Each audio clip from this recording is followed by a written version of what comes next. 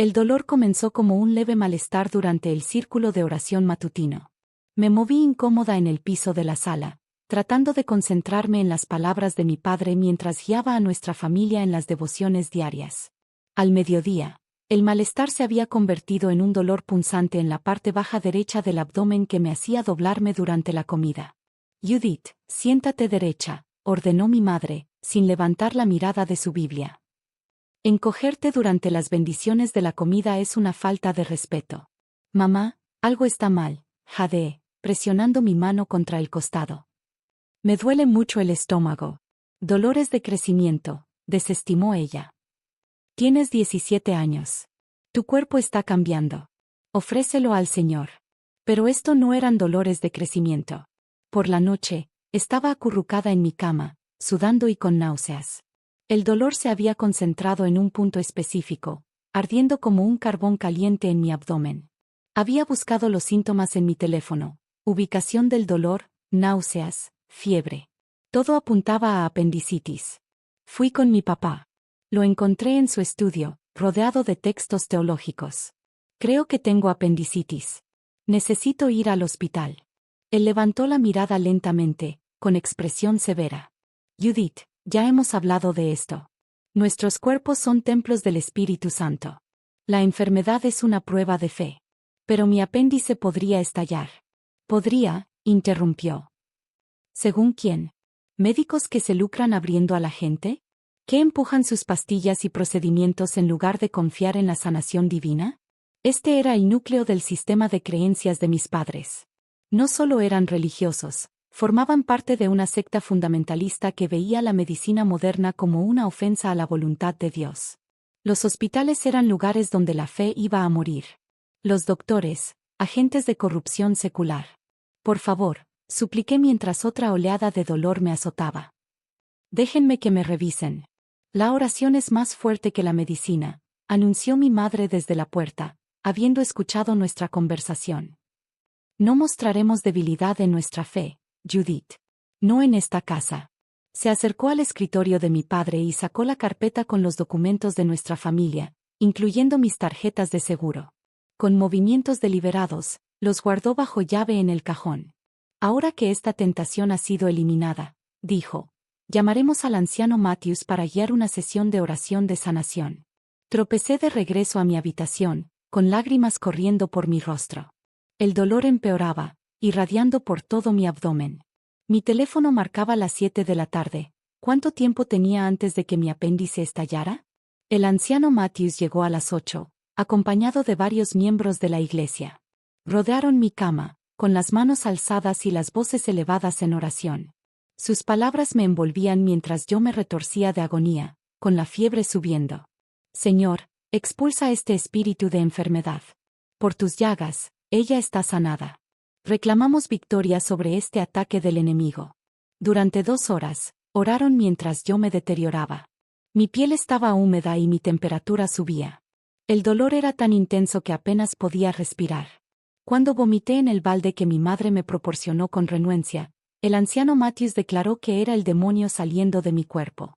A las 10 de la noche, supe que estaba muriendo. El dolor disminuyó de repente.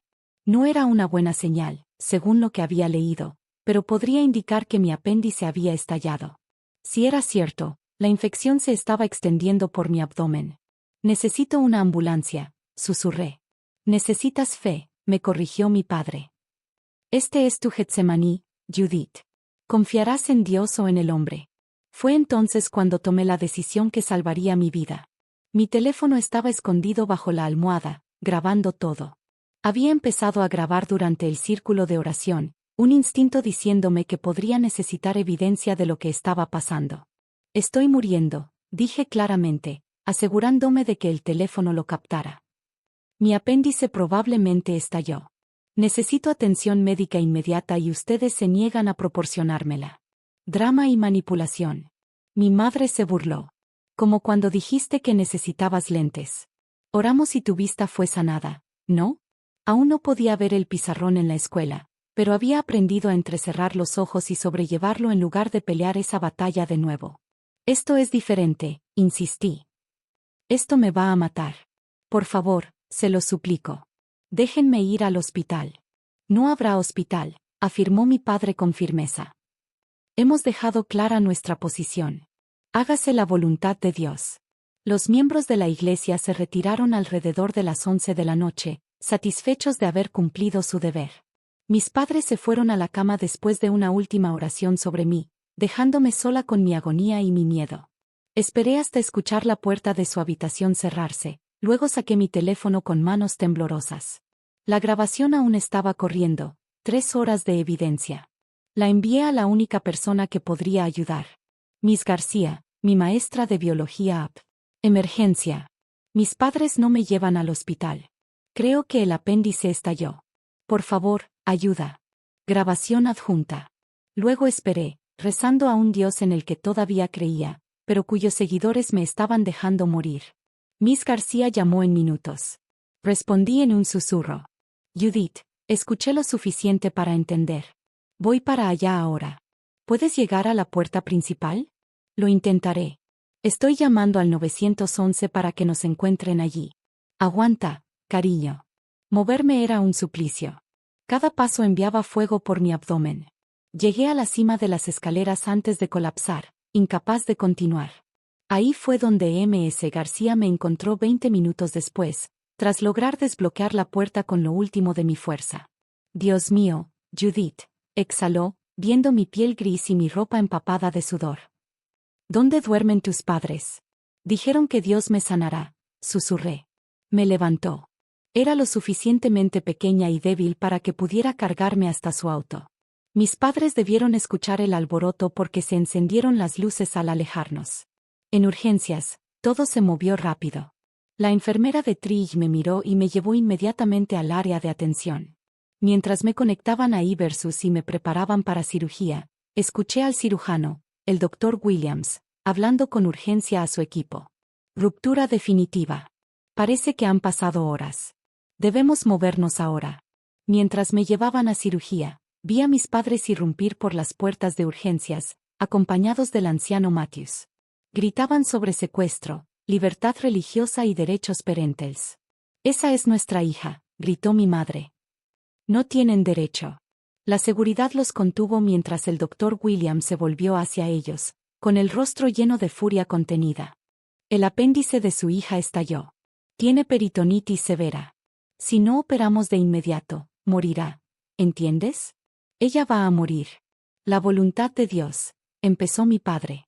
2 horas más, interrumpió el Dr. Williams, con la voz elevándose. 2 horas más y ella habría estado más allá de cualquier salvación. Tal como está, estamos corriendo contra la sepsis. Entonces Ms. García dio un paso adelante, sosteniendo su teléfono. Tengo una grabación de ustedes negándole atención médica, de ella suplicando ayuda mientras ustedes oraban sobre ella. La policía está en camino. Mi último recuerdo antes de la anestesia fue el rostro de mi madre, no preocupada por mí, sino furiosa por lo que ella veía como una traición. Desperté 2 días después en la UCI. Miss García estaba allí, tomándome de la mano. La cirugía había durado horas. Mi abdomen estaba lleno de infección. Tuvieron que lavar mi cavidad abdominal varias veces y remover parte de mi intestino que había sido dañado por la infección que se extendía. Casi mueres, me dijo el Dr. Williams con franqueza. 1 hora o 2 más y la sepsis habría sido irreversible. Tu maestra te salvó la vida. ¿Mis padres? Pregunté. ¿Arrestados? Dijo Miss García con suavidad. La grabación que me enviaste es evidencia clara de negligencia médica. Los servicios de protección infantil están involucrados.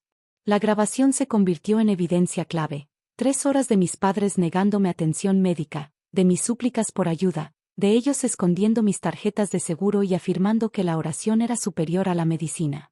El fiscal reprodujo fragmentos en la corte. Mi voz débil por el dolor.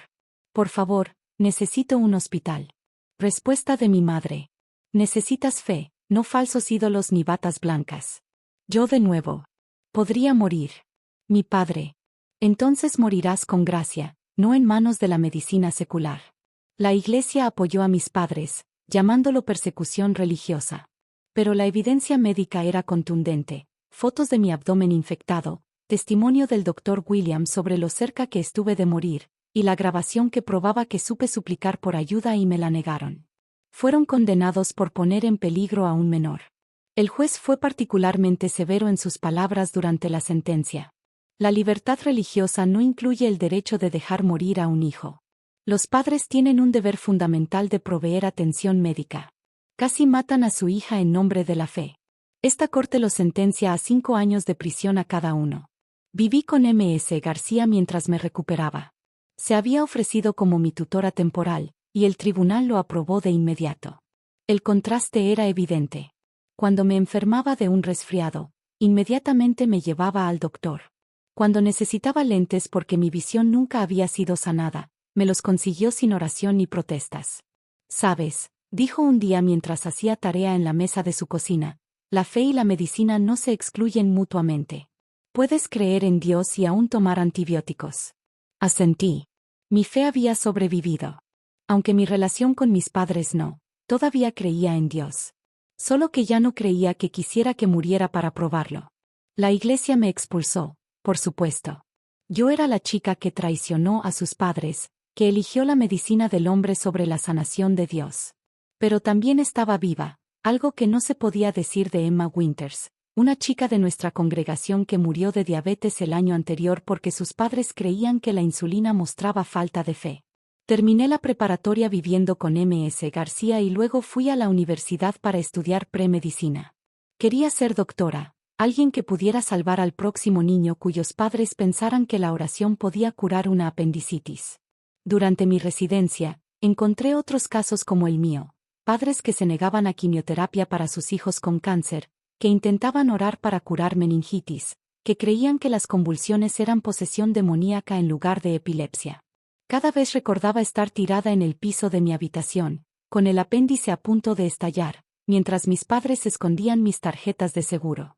Recordaba la grabación que salvó mi vida, la prueba de que quería vivir, incluso si ellos estaban dispuestos a dejarme morir. Ahora guardo una copia de esa grabación en mi teléfono. No para escucharla, ya la he escuchado suficiente en tribunales y terapias, sino como recordatorio de que, a veces, salvar tu propia vida significa traicionar a quienes dicen amarte más. Mis padres fueron liberados después de 3 años por buen comportamiento. Mandaron una carta diciendo que me perdonaban por mi debilidad y que rezarían por mi alma. No respondí. Miss García, ahora solo Sara para mí, me ayudó a entender que su versión del amor era tóxica. Su fe, un arma. El amor verdadero, me mostró, quiere que vivas. La fe verdadera no requiere que mueras para probarla. La cicatriz en mi abdomen es más larga de lo que debería ser, consecuencia de la extensa cirugía necesaria para limpiar la infección. Pero es una cicatriz por la que estoy agradecida. Significa que sobreviví. Que alguien se preocupó lo suficiente como para salvarme. Que cuando presioné grabar en secreto aquella noche, una parte de mí aún luchaba por vivir. La oración puede ser poderosa, pero no pudo impedir que mi apéndice estallara. La fe puede mover montañas, pero no pudo eliminar la infección de mi abdomen. Lo que me salvó fue una maestra que respondió a un mensaje desesperado, un cirujano que trabajó toda la noche, y una grabación que probó lo que pasa cuando los padres aman más sus creencias que a su hijo. 2 horas más, había dicho el doctor Williams. 2 horas más de oración mientras el veneno se esparcía por mi cuerpo. 2 horas más de fe sobre la medicina.